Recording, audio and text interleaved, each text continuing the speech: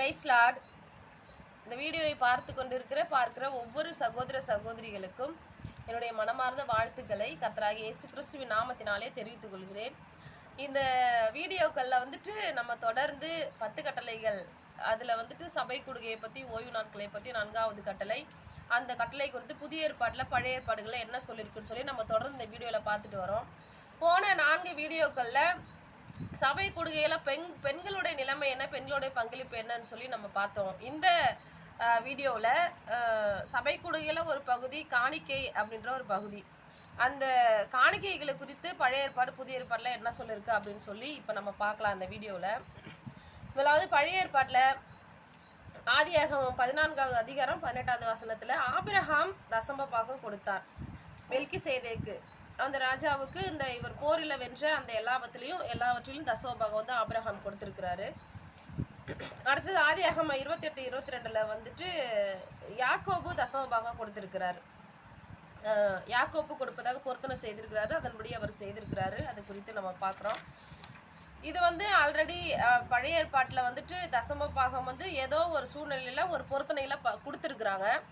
அதே பழைய ஏற்பாட்டில் நியாயப்பிரமாணம், அதே மோசே காலத்தில், அதுக்கப்புறம் நியாயப்பிரமாணம் மோசை மூலம் நியாயப்பிரமாண கட்டளைகள் கொடுக்கப்பட்டது மூலம் நியாயப்பிரமாணம் ஒரு கட்டளையாக ஒரு சட்டமாக இது கொண்டு வந்துட்டாங்க. அப்போ இது நியாயப்பிரமாணத்தில் தசமபாகம் கட்டாயமாக கொடுத்தே ஆகணும், கொடுக்கலன்னா சாபம் வரும் அப்படின்னு சொல்லிட்டு தேவனே அதற்கு அனுபவிச்சிருக்கிறாரு. இது லேவியராகமம் 27 வசனத்தில் பார்க்குறோம். நிலத்தின் வித்தாகிலும் மரங்களின் கனியாகிலும் நிலத்தின் வரத்திலே 10 கர்த்தருக்கு உரியது, அது கர்த்தருக்கு பரிசுத்தமானது. அப்புறம் உபாகம் 26 அதிகாரம் 10 எடுத்து லேவியனு பரதேசியும் திக்கற்ற பிள்ளையும் விதவையும் உன் வாசல்களில் புசித்து திருப்தி ஆகும்படி அவர்களுக்கு கொடுத்து தீர்ந்த பின்பு நீ ஆலயத்தில் தேவாலயத்தை சன்னதியில் எங்கிட்ட ஜெபம் பண்ணி அவனை ஆசீர்வதிக்கிறேன் அப்படின்னு சொல்லி அவர்களுக்கு கட்டளையாக சொல்லியிருக்கிறாங்க. அதே போல் இன்னும் பல இடங்களில் இந்த கட்டளைகள் கொடுக்கப்பட்டிருக்கு, கட்டாயமாக செய்து ஆகணும். என்னென்னலாம் 10 முதன்மையானது, பரிசுத்தமானது, இப்படி எல்லாம் சொல்லப்பட்டிருக்குது. இதெல்லாம் கட்டளையாக அது கடைபிடித்தே ஆகணும், நியாயப்பிரமாண கட்டளை. இந்த கட்டளைகள் யாருக்கு கொடுக்கப்பட்டது அப்படின்னா இஸ்ரவேல் ஜனங்களுக்கு மட்டும்தான் கொடுக்கப்பட்டது. மற்ற உலகத்தில் உள்ள மற்ற இந்த ஜனங்களுக்கு கொடுக்கப்படல. இது இஸ்ரவேல் ஜனங்கள், யூதர்களுக்கு மட்டும் அப்போ கொடுக்கப்பட்ட ஒரு கட்டளை. அதை கடைபிடிக்கலைன்னா அவர்களுக்கு சாபம் வரும்னு சொல்லி மல்கியா புஸ்தகம் 3வது அதிகாரத்தில் 8-10 வசனங்களில் சொல்லப்பட்டிருக்கு. அதை பார்க்கலாம் நம்ம.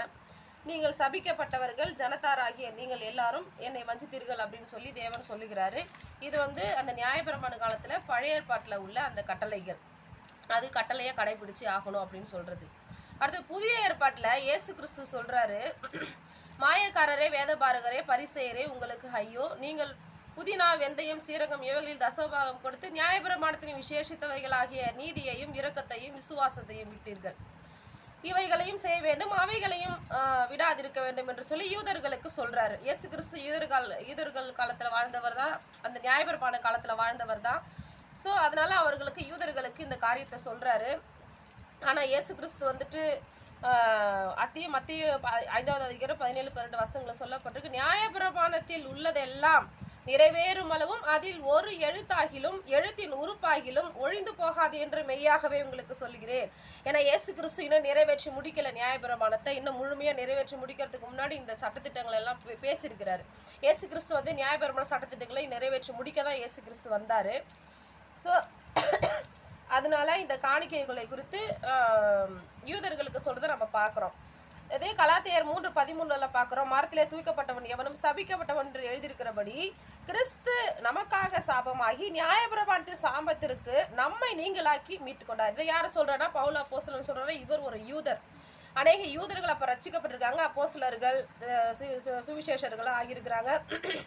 இப்போ அதில் ஒருத்தர் தான் இந்த பவுல் சொல்கிறாரு. ஏன்னா இப்போ அதுக்கப்புறம் இயேசு கிறிஸ்து எப்போ மரத்தில் தூக்கப்பட்டாரோ, ஆணி அடிக்கப்பட்டாரோ, அதுக்கப்புறம் நியாயப்பிரமாணங்கள் எல்லாம், சட்டத்திட்டங்கள் எல்லாம் ஒழிந்து போயிடுச்சு. அதோட இயேசப்பா நிறைவேற்றி முடிச்சிட்டார். அவர் சொன்ன தீர்க்க தரிசனத்தை அவர் நிறைவேற்றி முடிச்சிட்டாரு. இப்போ யூதர்களுக்கும் அந்த நியாயப்பிரமாணம் கிடையாது, நமக்கும் கிடையாது. நியாயப்பிரமாண சட்டத்திட்டங்கள் யாருக்கும் கிடையாது. ஸோ இப்போ புதிய ஏற்பாட்டில் எப்படி மாற்றப்பட்டது இந்த காணிக்கை தசபாகங்கள் அப்படிலாம் பார்த்தாக்க கட்டாயமாக அல்ல. பழைய ஏற்பாட்டில் கட்டாயமாக சொல்லப்பட்டது, புதிய ஏற்பாட்டில் கட்டாயம் கிடையாது. மனப்பூர்வமாக உற்சாகமாக கொடுக்கணும். 2 கொரிந்தியர் 9:7 சொல்லப்பட்டிருக்கு, அவனவன் தன் தன் மனதில் நியமித்தபடியே கொடுக்க கடவன், விசனமாயும் அல்ல கட்டாயமாயும் அல்ல, உற்சாகமாய் கொடுக்கிறவரிடத்தில் தேவன் பிரியமாய் இருக்கிறார் அப்படின்னு சொல்லப்பட்டிருக்கு. அடுத்தது 2வது வருமானத்தில் அவங்க வருமானத்துக்கு ஏற்றபடி அவர்கள் என்ன பண்ணணும், மற்றவங்களுக்கு தர்மம் செய்யணும். இதில் முக்கியமாக வந்து பரிசுத்தவான்களை குறித்து, தர்மத்தை குறித்து, செய்ய வேண்டிய தர்ம பணத்தை குறித்து 1 கொரிந்தியர் 16 அதிகாரத்தில் 1-2 வசனங்களை பார்க்குறோம். பரிசுத்தவான்களுக்கு சேர்க்கப்படும் தர்ம பணத்தை குறித்து நான் கலாத்தியா நாட்டு சபைகளுக்கு பண்ணின திட்டத்தின்படியே நீங்களும் செய்யுங்கள். நான் வந்திருக்கும் போது பண செருக்குதல் இராதபடிக்கு உங்களில் அவனவன் வாரத்தின் முதல் நாள் தோறும் தன் வரவுக்கு தக்கதாக எதையாகிலும் தன்னிடத்திலே சேர்த்து வைக்க கடவன். இது எப்படி சொல்றாரு பவுல்னா, அவங்களோட வருமானத்துக்கு ஏற்றபடி அவங்களால முடிஞ்சதை வாரத்தில் முதல் நாள் சேர்த்து வைங்கப்பா, நான் வர்றப்போ அதை நீங்கள் சேர்த்துக்கிட்டு இது பண்ணிட்டு இருக்க வேண்டாம் அப்படின்னு சொல்றாரு. இது பரிசுத்தவான்களுக்கு தர்ம பணம், அதாவது உதவி, ஏழையா இருக்கிற அப்போ வந்து எல்லாருமே வேலை செய்து தான் அப்போ ஊழியம் செய்திருக்கிறாங்க. அதனால அவங்களுக்கு வருமானம் பத்தாது, அதிகமாக ஊழியத்தில் தான் மேக்சிமம் நேரத்தை செலவிட்டு இருப்பாங்க. ஸோ சுவிசேஷர்கள், ஊழியர்கள், பவுல் கூட இருந்த எல்லாருமே, மூப்பர்கள், இப்படி எல்லாரும் அதனால அவர்களுக்கு போதாது இருக்கிறதுனால அந்த மேக்சிமம் சுவிசேஷர்களுக்கு கண்டிப்பாக இக்கட்டான சூழ்நிலைகள் இருக்கும். அதிகமாக அவங்க அலைச்சல் இருக்கிறதுனால, வேலைகள் அதிகமாக செய்ய முடியாததுனால கண்டிப்பாக அந்த தேவைகளை நிறைய உபத்திரவ காலகட்டங்களையும் வாழ்ந்துருக்கிறாங்க. அந்த உபத்திரவகத்துலேயும் அவங்களுக்கு தேவைகள் கண்டிப்பாக இருந்திருக்கு. அதனால இந்த பரிசுத்தவான்களுக்காக இந்த உதவி தர்ம பணம் சேர்த்துருக்குறாங்க. அந்த அப்போஸ்தலர்கள் நடபடிகள் 2வது அதிகாரத்தில் நம்ம பார்க்குறோம். ஏன்னா இப்போ ஆரம்பத்தில் வந்து யூதர்களால், அதாவது அப்போஸ்தலர்களால் நிறைய அற்புத அதிசயம் நடந்திருக்கு. அதனால் யூதர்களுக்கு எல்லாம் பயந்துருந்தாங்க.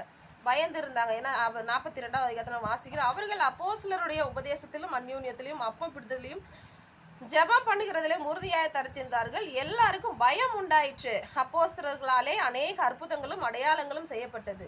விசுவாசிகள் எல்லாரும் ஒருமித்து சகலத்தையும் பொதுவாய் வைத்து அனுபவித்தார்கள். காணியாட்சிகளையும் ஆஸ்திகளையும் விற்று ஒவ்வொருவனுக்கும் தேவையான தக்கதாக அவைகளில் எல்லாருக்கும் பகிர்ந்து கொடுத்தார்கள். ஏன்னா அப்போ வந்து வெளியே தலையை காட்ட முடியாத சூழலை, யூதர்களுக்கு நிறைய எதிர்ப்பு, அந்த கிறிஸ்தவர்கள் நிறைய எதிர்ப்பு யூதர்களால். அதனால் பயந்து அப்போ எல்லாம் வாழ்ந்ததுனால எல்லாத்தையும் விற்று ஒருவருக்கொருவர் அன்பு நிமித்தம் அவங்க பகிர்ந்து வாழ்ந்துருக்குறாங்க. அனனியா சப்பீரால் மறைச்சி பொய் சொன்னதுனால தான் அவங்க விழுந்து போனாங்களே தவிர, அவங்கள வந்து எல்லாத்தையும் கூட அவங்க இருதயத்தில் உள்ள பொய்யை பார்த்தனால அவங்க விழுந்து போனாங்க. ஸோ அதனால் அப்போ பகிர்ந்து அவங்களுடைய மனசாட்சி நிமித்தம் தங்களுடைய, அதாவது ஏழைங்களுக்கு, எளியவங்களுக்கு, இல்லாதவர்களுக்கு, பசி உள்ளவர்களுக்கு என்ன பண்ணணும்னா அவங்க வந்துட்டு தங்கள்கிட்ட இருக்கிறத எந்த அளவுக்கு கொடுக்குற, நிறைய பேர் கொடுத்துருக்குறாங்க. உபத்திரவப்பட்ட நேரங்களில் எங்களுக்கு உதவி செஞ்சுருக்கீங்கன்னு பவுல் அப்போஸ்தலர் நிறைய பேரை வாழ்த்தி இருக்கிறாங்க. நம்ம இதை பார்க்குறோம். ஸோ ஏன்னா இப்போ யாராவது இல்லாதவங்களுக்கு ஒரு உதவி செய்யறோம்னா இப்போ அவங்க சொல்லுவாங்கள்ல, கடவுள் உங்களை ஆசீர்வதிப்பாருமா, அவங்களும் அவங்க பிள்ளைங்கள்லாம் ஆசீர்வதிப்பாருன்னு சொல்கிறாங்களே, அதே போல் அவங்க மனமார ஆசீர்வதிக்கும் போது கர்த்தர் நம்ம நல்லா இருப்போம். ஸோ அதனால் அப்படி ஒரு உதவி கட்டாயமாக இல்லை, உதவியாக உற்சாகமாக மனப்பூர்வமாக கொடுத்து உதவி செய்திருக்கிறாங்க. இதுதான் புதிய ஏற்பாட்டுக்கால வழக்கம் காணிக்கை காரியங்கள். இப்போ இன்னொரு அதிகாரம் சொல்லுவோம், இழிவான ஆதாயத்தை இச்சிக்கவில்லை. இழிவான ஆதாயத்தை வந்து அப்போஸ்தலர்கள், ஊழியர்கள் அவங்க யாரும் அப்படி மேக்சிமம் இச்சித்தவர்களை குறித்து இதில் எப்படி அவங்களுக்கு என்ன தண்டனை, எப்படி அவங்க விலகி போனாங்கன்னு சொல்லி பவுல் அப்போஸ்தலர் கூட நிறைய பேர் சொல்லி எழுதியிருக்கிறாங்க இதில். ஸோ ஏன்னா நியாயப்பிரமாணத்தை போதிக்கிறவர்களும் அந்த கலப்பான உபதேசம் பண்ணுகிறவங்களும் இதுக்குள்ளே இருந்திருக்கிறாங்க. இப்போ நம்ம அதை ஒன்றா பார்க்கலாம். அப்போஸ்தலர் நடபடிகள் 20:33-34 வசனத்தில் பவுல் சொல்கிறாரு, ஒருவனுடைய வெள்ளியை ஆகிலும் பொன்னை ஆகிலும் வஸ்திரத்தை ஆகிலும் நான் இச்சிக்கவில்லை. உங்களுக்கும் என்னோடு இருந்தவர்களுக்கும் வேண்டியதற்காக என் கைகளே வேலை செய்தது என்று இந்த எபேசு பட்டணத்தை அந்த நூற்பொருளை கூப்பிட்டு வச்சு அவர்கிட்ட சொல்கிறாரு. ஏன்னா நீங்கள் இச்சிக்கக்கூடாது அப்படின்னு. எவ்வளோ பொன் வெள்ளி எவ்வளோ இருந்தாலும் இச்சிக்காமல் அப்படி அவங்க வாழ்ந்துருங்க. இப்போ கூட நிறையா பார்த்தீங்கன்னா திருச்சபைகளில், இப்போவும் நிறைய திருச்சபைகளில் வந்துட்டு இப்போ 1 பேதுரு 5:2 சொல்கிறாரு, அவலட்சணமான ஆதாயத்திற்காக அல்ல உற்சாகமானதோடு கண்காணிப்பு செய்யுங்கள் அப்படின்னு பேதுரு சொல்கிறார். ஏன்னா நிறைய திருச்சபைகளால் இப்போ கூட நிறையா இடங்களில் பார்க்க போனீங்கன்னா, இப்போ என்ன பண்ணுறாங்க, இயேசுநாதரே சொல்லியிருக்கிறாரு, உன் காணிக்கை பெட்டியில் வந்து காணிக்கை போடுறதுக்கு முன்னாடி நீ போயிட்டு முதலாவது உன் சகோதரோட ஒப்புரவாகி கொண்டு அதுக்கப்புறம் வந்து காணிக்கை பெட்டியில் காணிக்கை போடுன்னு சொல்லியிருக்காரு. இப்போ யாராவது அப்படி வந்துட்டு சொல்கிறாங்களா அப்படின்னா மேக்சிமம் கிடையாது. நிறைய பேர் பாருங்க, கடன் பிரச்சனையோட இருக்கு. நீங்கள் போய் உங்கள் கடனை அடைச்சிட்டு வந்து உங்கள் கடனை கொடுத்துட்டு வந்து ஒரு சகோதரனோட ஒப்புரவாகிட்டு சமாதானம் ஆகிட்டு வந்து அதுக்கப்புறம் காணிக்கை பெட்டியில் காணிக்கை போடுன்னு சொல்கிறாங்களா அப்படின்னா கிடையாது. ஏன்னா இன்னைக்கு சபை நிர்வாகமே நிறைய இடங்கள்ல வந்து கடனில் தான் ஓடிட்டு இருக்கு. ஸோ ஏன்னா அவங்க வந்துட்டு ஏன்னா வேற வழி இல்லை, கடலில் தான் ஓடிட்டு இருக்கு. விசுவாசத்தில் ஆரம்பிக்கப்பட்ட வாழ்க்கை இப்போ கடலில் ஓடிக்கிட்டு இருக்கு. ஏன்னா இப்போ ஆண்டவரே திடீர்னு வராரு அப்படின்னா அவங்களால என்ன பண்ண முடியாதுன்னா ரன் பண்ண. ஆண்டவரே திடீர்னு வராருன்னா இப்போ கர்த்தர் வருகை வந்துருச்சு திடீர்னு அப்படின்னா இருங்க நான் வந்து எங்கள் கடனெல்லாம் கொடுத்துட்டு நான் வரேன் அப்படின்னு சொல்கிற மாதிரி தான் இருக்கும்னு நினைக்கிறேன் அந்த சூழ்நிலை. ஏன்னா அப்படி சபைகளே கடலில் ஓடிக்கிட்டு இருக்கு. இன்னொரு பக்கம் பார்த்தீங்கன்னா லஞ்சங்கள், ஏன்னா கடன் வாங்கக்கூடாது அநேகர் போதிக்கிறாங்க ஆனால் இவங்களே கை கொள்றதில்ல. ஸோ அப்படிப்பட்ட சூழ்நிலை இங்கே அநேகர் பாருங்கள், லஞ்சம் எவ்வளோ உலகத்தை லஞ்சம் வாங்கிட்டு இருக்காங்க. லஞ்சம் ஏன்னா இப்போ லஞ்சம் வந்து வாங்கக்கூடாதுன்னு போதிக்கிற திருச்சபைகளும் இருக்குது. லஞ்சம் வாங்கக்கூடாது போதிக்கிறாங்க, ஆனால் பாருங்க அந்த லஞ்சத்தில் வர காணிக்கைகளை இவங்க வாங்குறாங்க. நிறைய திருச்சபைகள் பார்க்குறோம், காணிக்கைகளை வாங்குறாங்க. அந்த காணிக்கை எடுத்து வந்து போடாதீங்கன்னு சொல்கிறாங்களா, இது லஞ்சம் வாங்கினது இது வானான்னு சொல்கிறாங்களான்னா அப்படி கிடையாது. அநேகர் லஞ்சத்துலேயும் வாங்கி என்ன பண்ணுறாங்கன்னா வாழ்ந்துட்டு இருக்கிறாங்க. இப்போ அந்த லஞ்சத்தை கொடுத்தவங்கலாம் எவ்வளோ கண்ணீரோடு வேதனையோடு சொந்த இடத்தையும் மனக்கட்டை விற்று நகை நட்டை வச்சு எவ்வளோ கொஞ்சமாக வேலை செஞ்சு கொஞ்சம் கொஞ்சமாக சேர்த்து வச்சு இப்படியெல்லாம் கொடுத்துருப்பாங்க. ஏதோ ஒரு வேலைக்கு வேறு வழி இல்லாமல் அதற்குடைய பலனை அனுபவிச்சாங்களான்னு பார்க்குறது கூட, பலனை அனுபவிச்சாங்களான்னு கூட தெரியாது. ஆனால் இவங்க என்ன பண்ணிடுவாங்க, லஞ்சத்தில் நிறைய சபைகள் ஓடிட்டு இருக்கு. ஏன்னா அவ்வளோ பெரிய கண்ணீர் கவலைகள் வேதனைகள் இதெல்லாம் போயிட்டு என்னன்னா பிள்ளைகளுடைய வாழ்க்கை எதிர்காலத்தை பாதிக்கும். அவங்களுடைய கண்ணீர் அந்த வேதனைகள் எல்லாம் இதெல்லாம் யாரும் புரிஞ்சுக்கிறதில்ல. விசுவாசத்தில் ஆரம்பிக்கப்பட்ட ஓட்டம் எங்கே வந்து நிற்குதுன்னா கடன்லையும் லஞ்சத்துலையும் வந்து நிற்க நிறைய திருச்சபைகள் நிற்குது. இது ஒரு கொடூரமான ஒரு வாழ்க்கையாக இருக்குது.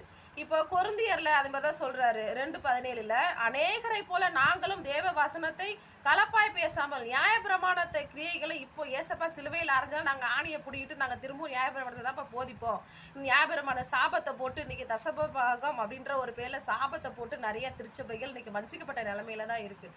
கண்டிப்பாக இப்படி சாபம் போடுறவங்க பிள்ளைகளோட எதிர்காலம் ஏன்னா பாரம்பரிய சாபம் நியாயப்பிரமாண சாபம் வந்து முழுமையாக கடைபிடிக்க முடியாமல் நீ நியாயப்பிரமாணத்தில் பாதி கடைபிடிச்சு போட்டுன்னா அது பிள்ளைகளுடைய எதிர்காலத்தை பாதிக்க. ஏன்னா 4 தலைமுறைகளும் கொடுக்கப்பட்ட சாபம் தான் நியாயப்பிரமாண சாபம். ஸோ அதனால தங்களுடைய வாழ்க்கையில் தங்களுடைய பிள்ளைகளோட வாழ்க்கையில் பேரப்புடைய வாழ்க்கையில் அவங்களுடைய வாழ்க்கையில் இப்படி தொடர்ந்துக்கிட்டே அந்த சாபங்கள் கண்டிப்பாக போகும். ஸோ நியாயப்பிரமாணத்தை முழுமையாக யாரும் கடைபிடிக்க முடியாது. ஏசப்பா சிலுவையில் அரைச்சிட்டாங்க. அதனால இங்கே உபாகமாக முழுமையாக கடைபிடிக்கல. உபாகம 28 அதிகாரத்தில் சொல்லப்பட்ட அந்த சாபங்களை இந்த பூமியிலே வாய்க்கலாம். ஏன்னா இது கர்த்தரை விட்ட சாபம். ஸோ அதனால் எதை நம்ம நியாயப்பிரமாணத்தில் ஏசப்பா சிலுவையில் அரைஞ்சிட்டாரு. அதனால் கலப்பான உபதேசங்கள் திருச்சபைகளை அநேகர் போதிக்கிறாங்களா, இது தெரிஞ்சும் நிறைய போதிச்சு தான் இருக்கிறாங்க.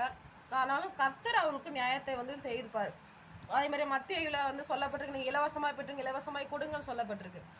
இன்றைக்கி யாருக்காவது சுகம் அளிக்கல விடுதலை போய் யாருக்காவது ஜெபம் பண்ணியாச்சு சுகம் அளிச்சாச்சு அப்படின்னா அவங்கள்ட்ட எந்த ஒரு காணிக்கை எதிர்பார்க்கக்கூடாது அப்படின்றதுலாம் இந்த வசனத்தெல்லாம் ஏசப்பா சொல்லியிருக்காரு. மத்தேயு 6:24 2 எஜமானுக்கு ஒன்று ஊழியம் செய்ய முடியாதுன்னு சொல்லியிருக்காரு, தேவனுக்கு உலக பொருளுக்கும். அதனால் உலக ஆசை உலக பண தீமோத்தேயு 6:10 அது பேர் சொல்லப்பட்டிருக்கு, பண ஆசை தான் எல்லா தீமைக்கு வேறு அப்படின்னு சொல்லி. ஸோ நம்ம இன்னைக்கு பூமியில் நம்ம வாழணும் அப்படின்றதுக்காக பிள்ளைங்களுக்காக நமக்காக எவ்வளோ வேணால் சேர்த்துடலாம்.